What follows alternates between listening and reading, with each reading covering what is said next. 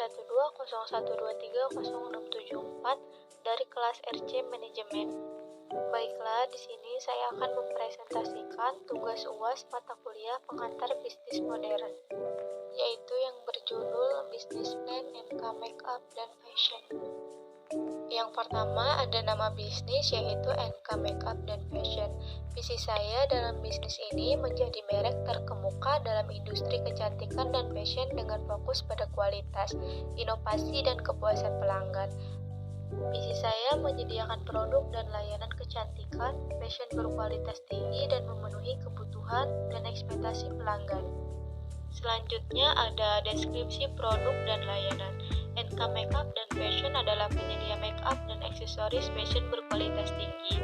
Produk kami mulai dari lipstick premium hingga perhiasan elegan, dirancang untuk meningkatkan keindahan alami Anda. Selain itu, kami menawarkan layanan konsultasi kecantikan yang membuat pelanggan mengeksplorasi gaya pribadi mereka. Di NK Makeup dan Fashion, kami menghadirkan pengalaman kecantikan dan fashion yang memukau dan memotivasi.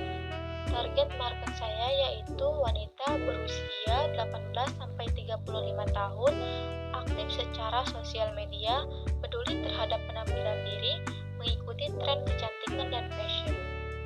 Selanjutnya ada analisis pasar. Yang pertama, menjadi pemimpin dalam tren. Terus, wanita berusia 18-35 tahun merupakan segmen pasar utama. Terus, produk yang menggabungkan kualitas tinggi dengan inovasi desain. Terus, ada pertumbuhan konstan dalam permintaan produk, kecantikan premium, dan aksesoris fashion eksklusif.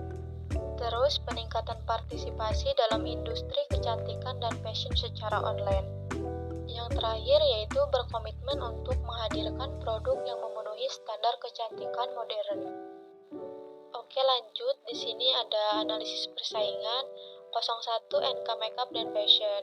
Ada kombinasi unik antara kecantikan dan fashion. Terus ada layanan konsultasi kecantikan yang personal. Terus ada pemasaran online yang strategis dan kolaborasi dengan influencer. Yang terakhir ada memperluas cakupan pasar dan memperkuat kehadiran merek di dunia digital. Terus yang 02 ada pesaing utama atau merek lain. Merek-merek ternama yang menargetkan segmen pasar yang serupa. Selanjutnya ada strategi pemasaran. Yang pertama ada berinteraksi langsung dengan pelanggan.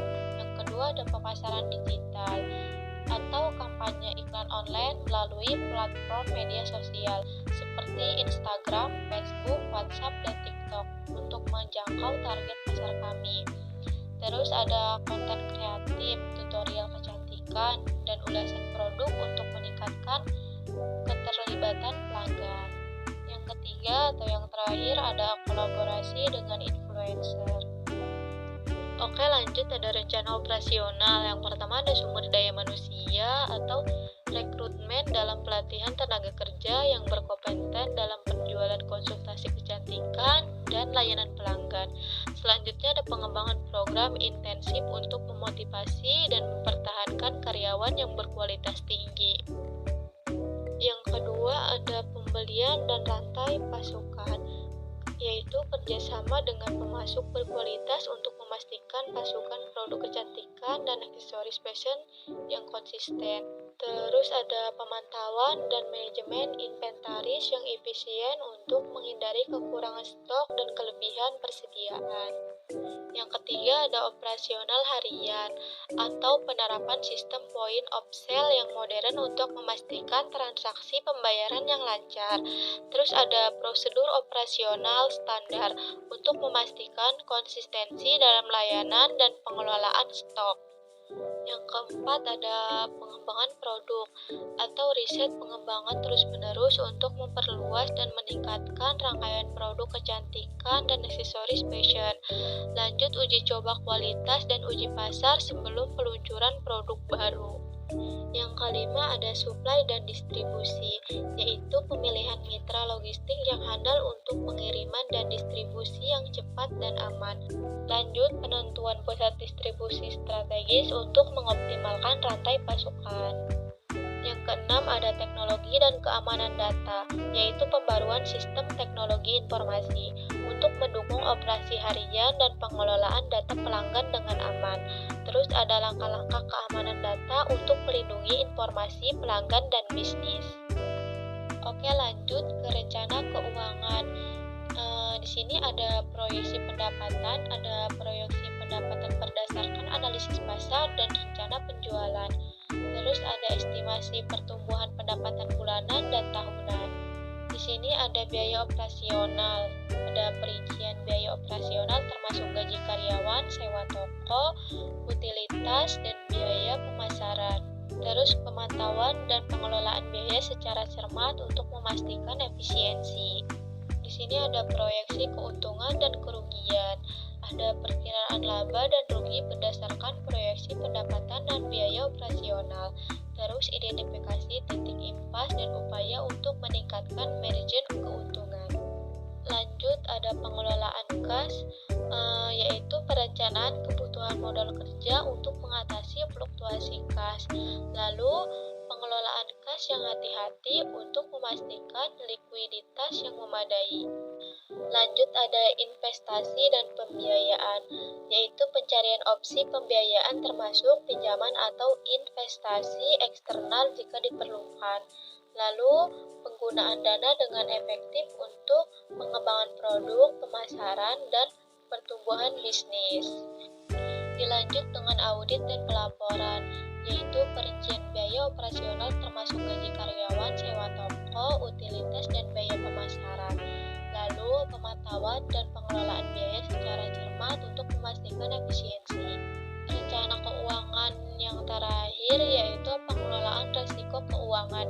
Ada identifikasi potensi risiko keuangan dan penerapan strategi untuk pengelolaannya. Lanjut, pemantauan kondisi pasar dan perubahan regulasi yang dapat mempengaruhi kesehatan keuangan bisnis. Oke, masih lanjut. Di sini ada analisis risiko. Yang pertama ada tren pasar dan persaingan. Risikonya adalah perubahan tren pasar atau peningkatan persaingan di industri kecantikan dan fashion. Terus strategi pengelolaan risikonya adalah melakukan pemantauan pasar terus-menerus, menyesuaikan produk dan layanan dengan tren, dan menjaga keunggulan kompetitif melalui diferensiasi. Yang kedua ada risiko pasukan dan produksi.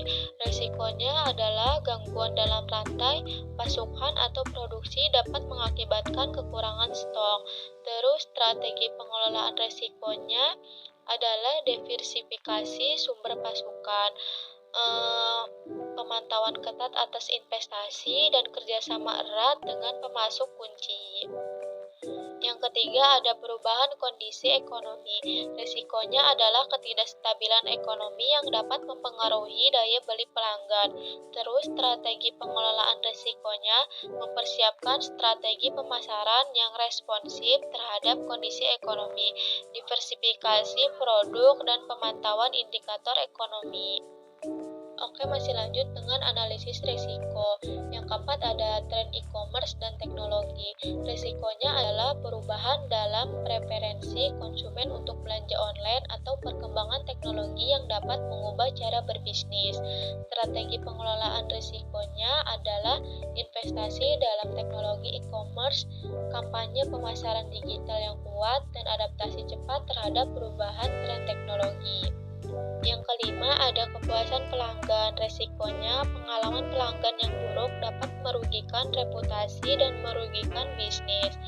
Strategi pengelolaan risikonya implementasi layanan pelanggan yang efektif, umpan balik pelanggan yang teratur, dan peningkatan berkelanjutan berdasarkan tanggapan pelanggan.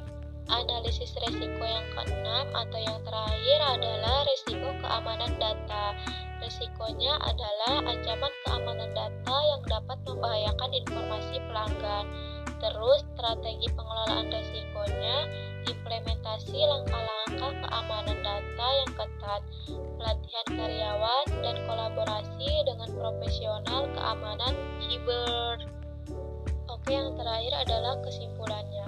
Dalam menjalankan NK Makeup dan Fashion, kami berfokus pada kualitas, inovasi, dan kepuasan pelanggan dengan strategi pemasaran kreatif, operasional, dan efisiensi.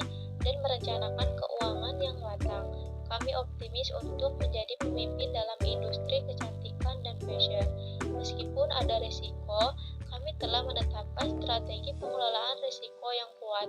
Dengan mendukung pelanggan dan kemitraan yang baik, kami siap menghadapi tantangan dan memanfaatkan peluang untuk pertumbuhan bisnis yang berkelanjutan.